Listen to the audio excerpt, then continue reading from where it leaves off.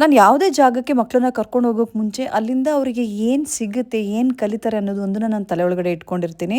ದೇಶ ಸುತ್ತಿ ನೋಡು, ಕೋಶ ಓದಿ ನೋಡು ಅಂತ ಸುಮ್ಮನೆ ಹೇಳ್ತಾರೆ ನಮ್ಮ ದೊಡ್ಡವರು. ಸೊ ನಾವಿವತ್ತು ಬರ್ಡ್ಸ್ ಆಫ್ ಪ್ಯಾರಡೈಸಿಗೆ ಬಂದಿದ್ವಿ. ಇಲ್ಲಿ ತುಂಬ ಥರದ ಬರ್ಡ್ಸ್, ಆ್ಯನಿಮಲ್ಸ್, ರೆಪ್ಟೈಲ್ಸ್ ಎಲ್ಲ ಕೂಡ ಇದೆ.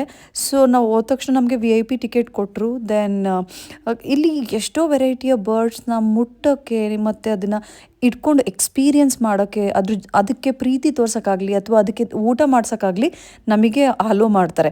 ಸೊ ಇದನ್ನು ಯಾರು ಬೇಕಾದರೂ ಹೋಗ್ಬೋದು. ಎಂಟ್ರಿ ಟಿಕೆಟ್ ₹200 ಇರುತ್ತೆ. ಸೊ ಹಾಗಾಗಿ ನನ್ನ ಮಕ್ಕಳು ಕೂಡ ನೋಡಲಿ, ಅವರು ಕೂಡ ಎಕ್ಸ್ಪೀರಿಯನ್ಸ್ ಮಾಡಲಿ ಅಂತ ನಾನು ಏನೋ ಕರ್ಕೊಂಡು ಹೋಗಿದ್ದೆ. ಬಟ್ ಪುನರ್ವ ಸೋ ಸ್ಕೇರ್ಡ್ ಹಾವು ಮುಟ್ಟೋಕ್ಕೆ. ಸೊ ಸ್ವಲ್ಪ ಫಿಯರ್ಲೆಸ್ ಆಗಲಿ ಅಂದ್ಬಿಟ್ಟು ನಾನು ಮುಟ್ಸೋಕ್ಕೆ ಟ್ರೈ ಮಾಡಿದೆ. But he was not so happy.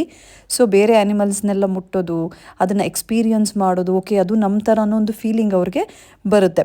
ಅದ್ರ ಜೊತೆಗೆ ಇಲ್ಲಿ ಗೈಡ್ಸು ಆ ಪ್ರಾಣಿ ಪಕ್ಷಿಗಳ ಬಗ್ಗೆ ನಮಗೆ ಕೆಲವೊಂದು ನಾಲೆಡ್ಜ್ನ ಕೂಡ ಕೊಡ್ತಾರೆ. ಅದ್ರ ಜೊತೆಗೆ ಎಷ್ಟೋ ಆ್ಯಕ್ಟಿವಿಟೀಸ್ ಕೂಡ ಈ ಜಾಗದಲ್ಲಿದೆ.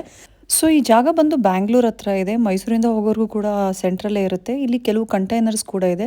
ನೀವೇನಾದರೂ ಅಲ್ಲಿ ಹೋದಾಗ ಕಂಟೈನರ್ಸಲ್ಲಿ ಕೂಡ ಸ್ಟೇ ಮಾಡ್ಬೋದು. It's a different experience. Although ನಾನು ಕೂಡ ಅಲ್ಲಿ ಕೆಲವೊಂದು ಬರ್ಡ್ಸ್, ಆ್ಯನಿಮಲ್ಸ್, ರೆಪ್ಟೈಲ್ಸ್ನೆಲ್ಲ ಎತ್ಕೊಂಡು ಎಕ್ಸ್ಪೀರಿಯನ್ಸ್ ಮಾಡಿದೆ. ಕೆಲವೊಂದು ಕ್ಲಿಪ್ಪಿಂಗ್ಸ್ನ ಮಾತ್ರ ಹಾಕಿದ್ದೀನಿ ಇಲ್ಲಿ. ನೀವು ಕೂಡ ಈ ಜಾಗಕ್ಕೆ ಹೋಗಬೇಕು ಅಂದರೆ ನಾನು ಇಲ್ಲಿ ಕೊಟ್ಟಿರುವಂಥ ನಂಬರ್ಗೆ ಕಾಲ್ ಮಾಡ್ಬೋದು. ಈ ಅಡ್ರೆಸ್ ಕೂಡ ಇದೆ. ಸೊ ಇಲ್ಲಿಗೆ ಮುಗಿಸ್ತಾ ಇದ್ದೀನಿ ನನ್ನ ವ್ಲಾಗ್.